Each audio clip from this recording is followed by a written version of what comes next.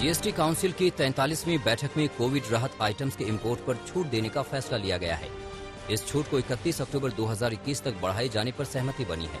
इसके अलावा black fungus की मेडिसिन एम्फोटेरेसिन बी के इंपोर्ट पर छूट भी 31 अक्टूबर तक बढ़ा दी गई है। केंद्रीय वित्त मंत्री निर्मला सीतारमण की अध्यक्षता में ये मीटिंग करीब 7 महीने के बाद हुई। इसमें राज्यों और केंद्र शासित प्रदेशों के वित्त मंत्री और सीनियर अफसरों ने हिस्सा लिया।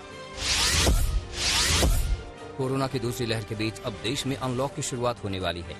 दिल्ली, राजस्थान, मध्य प्रदेश, छत्तीसगढ़ और उत्तर प्रदेश में लॉकडाउन खत्म करने की कवायद शुरू की जा रही है। छत्तीसगढ़ के कई जिलों में अनलॉक की शुरुआत हो चुकी है। 1 जून से मध्य प्रदेश और उत्तर प्रदेश में अनलॉक की शुरुआत होगी। ज्यादातर राज्य धीरे धीरे अनलॉक की प्रक्रिया को आगे बढ़ाएंगे। पहले फेज में किराना, फल और सब्जी जैसे जरूरी सामानों की दुकानों को खोला जा सकता है।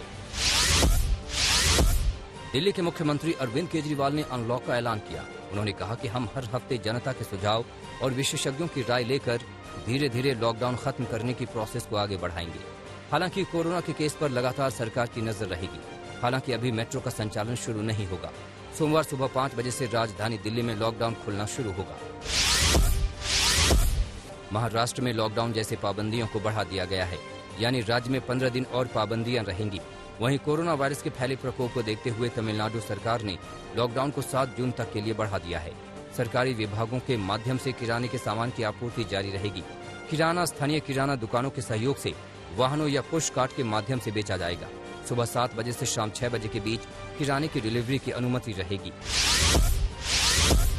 राष्ट्रीय राजधानी दिल्ली में पिछले 24 घंटों में कोरोना के 1141 नए मामले सामने आए हैं और 139 मरीजों की मौत हो गई है। वहीं 2799 मरीज ठीक हुए हैं। साथ ही साथ पॉजिटिविटी रेट घटकर 1.59% पर पहुंच गया है। इसके अलावा राजधानी में अभी 14,581 सक्रिय मरीज हैं और अब तक कोरोना के कुल 14,23,690 मामले सामने आ चुके हैं, जिसमें से 13,85,158 मरीज ठीक हो चुके हैं। कुल मौतों की संख्या 23,951 हो गई है।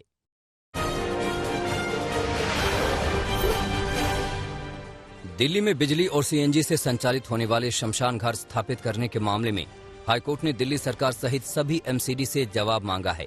दिल्ली हाईकोर्ट में इस मामले को लेकर एक याचिका दाखिल की गई थी, जिसमें कहा गया था कि विद्युत शमशान में शवों के दाह संस्कार के लिए समान शुल्क तय किए जाने चाहिए और इसको लेकर सभी अधिकारियों को निर्देश भी जारी किए जाने चाहिए।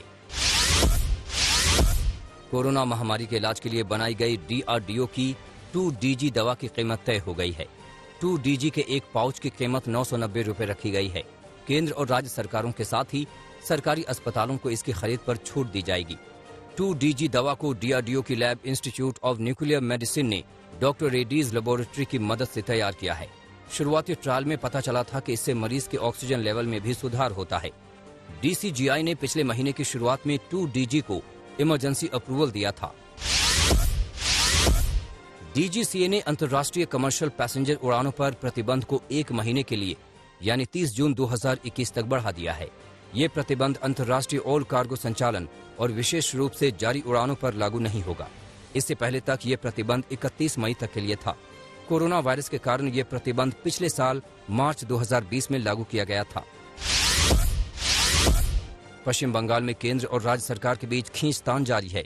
यास तूफान से हुए नुकसान का जायजा लेने प्रधानमंत्री नरेंद्र मोदी पश्चिम बंगाल पहुंचे, जहां ममता रिव्यू मीटिंग में समय से नहीं पहुंची।